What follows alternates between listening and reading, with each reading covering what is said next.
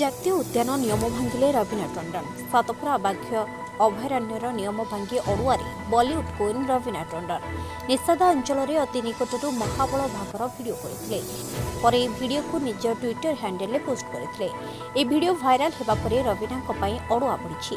ଭିଡିଓର ଯାଞ୍ଚ ନିର୍ଦ୍ଦେଶ ଦେଇଛନ୍ତି ଜାତୀୟ ଉଦ୍ୟାନ ନିର୍ଦ୍ଦେଶକ। ବଲିଉଡ୍ ଷ୍ଟାର ହେବା ସଙ୍ଗେ ସଙ୍ଗେ ରବିନା ଟଣ୍ଡନ ଜଣେ ୱାଇଲ୍ଡ ଲାଇଫ୍ ଫଟୋଗ୍ରାଫର। ଅଧିକାଂଶ ସମୟରେ ସେ ବିଭିନ୍ନ ଜାତୀୟ ଉଦ୍ୟାନରେ ଜୀବଜନ୍ତୁଙ୍କ ଫଟୋ ସଂଗ୍ରହ କରିଥାନ୍ତି। ନିକଟରେ ମଧ୍ୟପ୍ରଦେଶର ସାତପୁରା ବ୍ୟାଘ୍ର ଅଭୟାରଣ୍ୟ ବୁଲିବାକୁ ଯାଇ ଜୀବଜନ୍ତୁଙ୍କ ଫଟୋ ଉଠାଇବା ସହିତ ଭିଡିଓ କରିଥିଲେ। ଏହି ଭିଡିଓକୁ ନଭେମ୍ବର 25 ତାରିଖରେ ନିଜ ଟ୍ୱିଟରରେ ପୋଷ୍ଟ କରିଥିଲେ। ଏଥିରେ ରବିନା ଜାତୀୟ ଉଦ୍ୟାନ ନିୟମକୁ ଭାଙ୍ଗି ଅତି ନିକଟରୁ ମହାବଳ ବାଘର ଫଟୋ ଉଠାଇବା ସହ ଭିଡିଓ କରୁଥିବା ଦେଖିବାକୁ ମିଳିଛି। ଭିଡିଓ ଭାଇରାଲ ହେବା ପରେ ରବିନାଙ୍କ ପାଇଁ ଅଡୁଆ ସୃଷ୍ଟି ହୋଇଛି।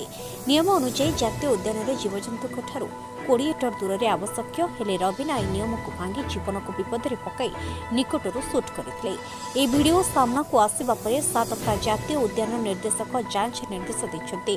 ରିପୋର୍ଟରେ ରବିନା ଦୋଷୀ ସାବ୍ୟସ୍ତ ହେଲେ ତାଙ୍କର ଉପରେ କାର୍ଯ୍ୟାନୁଷ୍ଠାନ ନିଆଯିବ ବୋଲି ସେ କହିଛନ୍ତି। ବ୍ୟୁରୋ ରିପୋର୍ଟ, ଆଜ୍ ଟିଭି ଓଡ଼ିଆ।